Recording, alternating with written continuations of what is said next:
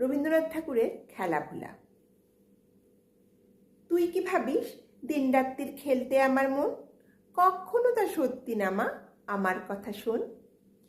সেদিন ভোরে দেখি উঠে বৃষ্টি বাদল গেছে ছুটে, রোদ উঠেছে ঝিলমিলিয়ে বাঁশের ডালে ডালে।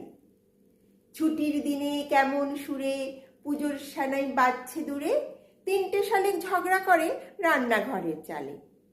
খেলনাগুলো সামনে মেলি, কি যে খেলি কি যে খেলি, সেই কথাটাই সমস্তক্ষণ ভাবনু আপন মনে।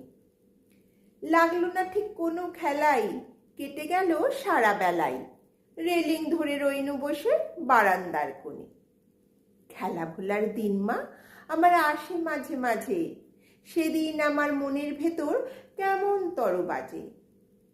শীতের বেলায় দুই প্রহরে দূরে কাদের ছাতের পরে ছোট্ট মেয়ে রোদ্দুরে দেয় বেগনি রঙের শাড়ি। চেয়ে চেয়ে চুপ করে রই, তেপান্তরের পার বুঝি ওই, মনে ভাবি ওইখানেতেই আছে রাজার বাড়ি। থাকতো যদি মেঘে ওরা পক্ষীরাজের বাচ্চা ঘোড়া, তক্ষুনি যে যেতেম তারে লাগাম দিয়ে কষে।